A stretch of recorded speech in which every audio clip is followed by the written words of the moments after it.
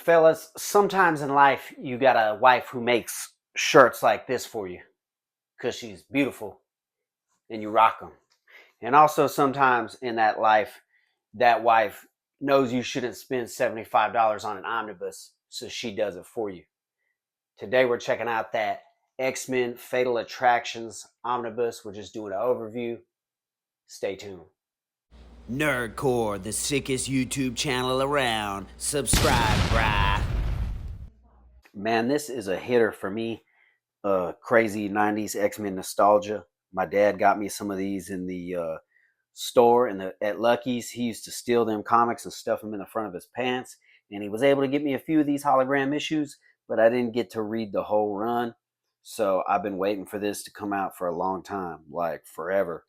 And I told my wife, I was like, oh shit, they're doing this X-Men Fatal Attractions omnibus. It's sick. Wolverine gets his adamantium pulled out, all that type of shit. I was tripping, and she is fucking dope and ordered it for me. Got the dust jacket off. You got to stretch the spine, and you want to take that dust jacket off. It collects Uncanny X-Men 1963. Okay. Number 298 through 305. Number 315. And annual number 17. X Factor 1986. 87 through 92. X-Men Unlimited from 1993. Number 1 through 2. X-Force 1991. Number 25. X-Men 1991. Number 25. Wolverine 1988 and number 75, and Excalibur 1988 number 71. That's weird, man. For some reason I thought all this shit took place in the 90s, but obviously I don't remember it the same. If you want to read all this, man, you know the business. Pause it. We'll put it up right here so you can see the creators. We got Scott Lobdell, Peter David, Fabian Nicieza. Man, he was a underrated X-Men writer, man. I know everybody loves Chris Claremont, but John Romita Jr. love his art, but Joe Quesada. But yeah, man, I was a big fan of Fabian, dude, especially the Age of Apocalypse stuff. The actual cover for the book, we got the dope art. Pretty much just a lineup and a roster. I don't know, man. I feel like they would have. This is sick art. I love that art, but I don't know. It seems like an odd choice to me for some reason. But man, we gotta stretch the spine on the omnis just so these damn pages don't fall out. I know the lighting kind of sucks in here, but I don't know, man. I'm to be honest, I've been doing these reviews up in the laundry room and shit, so we're gonna work it out one of these days. But Fatal Attractions, man, love that late 80s, early 90s artwork. Can't go wrong with it. Like I said, I had the oh yeah, right here we got the stuff about the Acolytes returning, Magneto coming back. Oh yeah, look, there's Bishop with his Jerry curl, bro. That's what we need. They pissed me off in X-Men 97 when they gave him that fucking what's that dude, Killmonger haircut, bro, or whatever it was. But definitely looking forward to reading all this, going back through it. Players and pawns, we got that. It looks like I like how they tied a lot of this stuff into the X-Men 97 show. It even tripped my wife out when she saw Magneto pulling out Wolverine's adamantium. She was like, what? And damn, we got some straight Ren and Stimpy looking shit right here. That's cool. I have no idea what that is, but it'll be cool to read it. And damn, that's Quicksilver, I think. Quicksilver with the hella 80s outfit, the damn baggy zoot suit with the high tops. That's funny. And man, what about your boy Random? That's a hella 90s character, not with the gun arms. I remember I had a trading card of that, and I thought he looked hella cool, but yeah, wild. That shit right there is wild. He looked like he got a bunch of blunts or something on his arm. And I was telling Kayla about some of these X Factor guys, which we got an X Factor issue, some X Factor issues in here. I was telling Kayla about some of these X Factor guides, and I told her about a Guido Strong Guy. She thought that was a pretty funny name. I'm gonna make a video of her reaction to some of these mutant heroes' names coming up pretty soon, and had a lot of fun making that X-Men villains one with her. But man, totally, when I was younger and I was also looking through these, I kind of glazed over some of these characters because I gave a shit more about Wolverine and Gambit and certain people. But it'll be cool from a different perspective to go back and like look at these and kind of appreciate these characters now. Got another X Factor issue coming up. Your boy Havoc. I can't remember who this is, but oh yeah, fucking what is that? Wolfsbane. Kind of almost looks like a female Wolverine. Damn near should have called her Wolverette, but you know what time it is. Like I said, I don't remember anything about these X Factor issues in this saga. I think the only one actually that my dad stole from me and halfway ripped up in the front of his damn Daisy Duke looking pants was the cover with Wolverine getting his adamantium pulled out. But that's the fucking glory of these Omnis. We can go back and check out everything. Now this is the cover, man. This Uncanny X-Men cover. Glad that this was the cover on the dust jacket too, and the one that Caleb picked out for me because it's fucking yeah, that shit right there is iconic. That's probably that. Yeah, it looks like that John Romita Jr. art. Gotta love that. Cool that we're getting into the X-Men stuff now. X Factor's dope, but gotta love the X-Men. Nightcrawler, your boy who spits the stoic truths. What is this right here? Uh, Dope full page spread. Uncanny X-Men. I like this artwork. It's kind of crazy where the executioner walks. That's kind of gnarly looking. It's almost like people can't get away with this type of shit now because of how advanced the artwork is with the computers and all that shit that and the programming that they make. But man, I love they bring back the crazy late '80s, '90s art. Man, we need that shit. Damn, my boy Bishop looking swole. I don't know who this is. Bishop, another female looking Bishop. All right. By the that's hard, dude. Wolverine looking hella feral, and I love to see him in this the brown costume, dude. It's always my favorite. Here they are advertising X Men like a damn soap opera, which it kind of was, man. Love, death, resurrection. We have it all. That's how they was trying to get these housewives in the '90s reading X Men comics. I don't think it worked out for them, but you never know, man.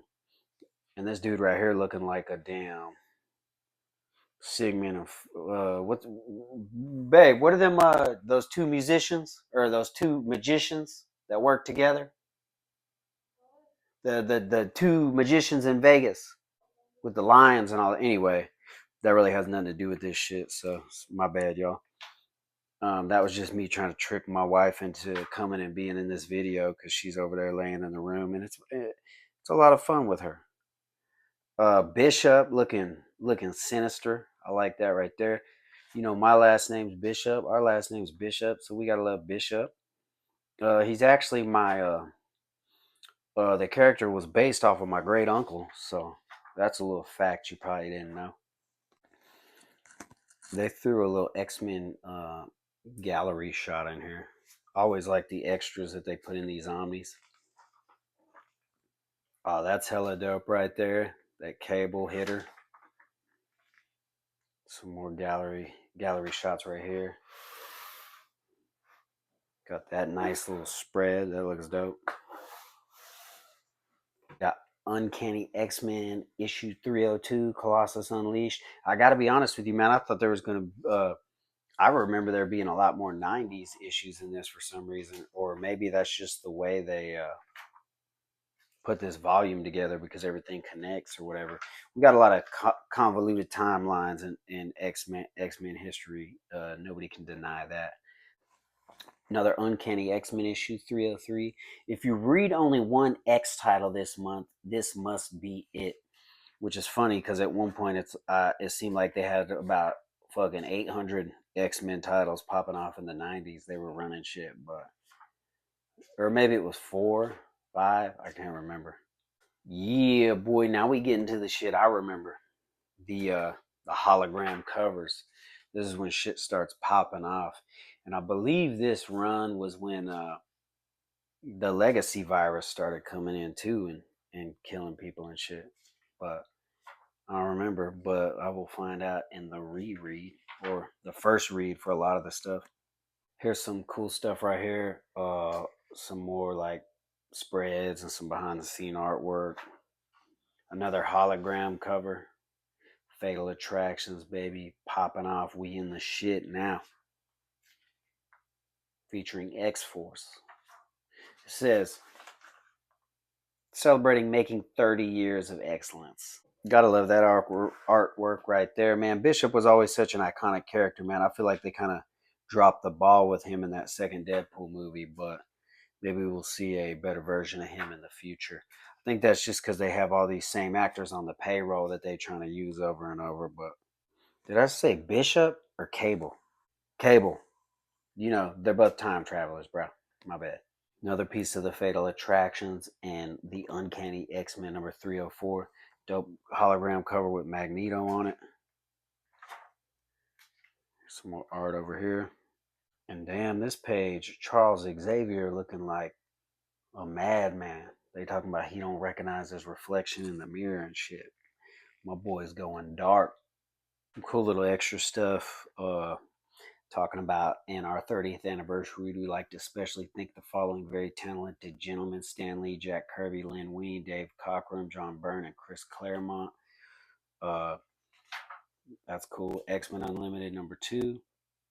We got Point Blank, man. I think this is when we up in what, Asteroid M, and everything's starting to get real crazy. Maybe are we there yet? We'll see. Then we got Uncanny X-Men number 305. I always thought that was a dope kind of iconic cover right there. Super sick. That's one of those ones that you definitely see when you're looking up iconic X-Men covers and shit like that. Gotta love seeing Rogue and Bishop working together. Two badasses. This boy right here looks like homie off a Tombstone, dude. X-Men number 25. Another dope, big, full page, 2-page panel thing. Hologram with Gambit. That's hella dope. Again, not one I collected, but man, I wish I could have. I might try to go out in the wild and put together a full set someday. That would be cool, man. Damn, okay. Ben Grimm, I think. Yeah. Dreams fade. Ain't that some shit? We got the shit popping off, bro. Ripping out my boys Adamantium. I can't wait for the next volume to come out after this too, and see how long we track Wolverine going off in the feral world, man. That's a dope iconic cover right there. Remember when this happened in X-Men 97, I was like, damn, I can't believe they put that shit in there. But it was super dope to see. I know it wasn't the exact same story, but pretty sick. Damn, man. They did him like, look at that, man. His claws, bone. And of course, Professor X mind wipes his ass. So, but yeah, okay, that's dope. We do get to see some of that afterwards bone claw shit. I remember I had this issue when I was a kid, and I thought that was one of the most iconic panels I'd ever seen right there. And I prefer when Wolverine's claws look like that, like kind of long and pointy instead of like knives popping out of his hands. But yeah, I think this is where Wolverine leaves for a long ass time, and here's the finale of this whole thing. They're gonna wrap it up. Wolverine's gonna go a separate way. Whatever. I guess I'll probably put the rest of that Wolverine shit in a Wolverine omnibus, which will be dope to get. But I kind of want to collect all the 90s, 80s, 90s X-Men shit first. But it's just omnis are too damn expensive, bro, to be buying every single one that comes out, man. I don't know how these cats do it, but and then they're always putting cool stuff in the back of the book. Marvel Age, they're talking about how they made the holograms with the mutants. It was a whole ass mission, whole ass process, and that'll be cool to read that. Of course, we know after this, this led into the Onslaught shit. I think where Professor X and Magneto like combine or some shit. Another one that I didn't get to read all of as a kid, but would be cool to read again when it comes out. I think that Omnibus is already out actually, but just a matter of getting around to it eventually. It's cool that they got all these trading cards in here. I always loved them trading cards, man. As a kid, it's crazy the sets you trying to find the sets now. They're like hella expensive, dude. Some of them are anyway. But yeah, man, this is looking pretty dope. Like I said, man, this is was a highly anticipated Omni for me to come out. Super dope to have it. Can't wait to read it. This is probably what I will directly go into reading and put out a review for it next. But appreciate y'all watching. Let me know what you think about this in the comments below. I'll see you next time. Peace.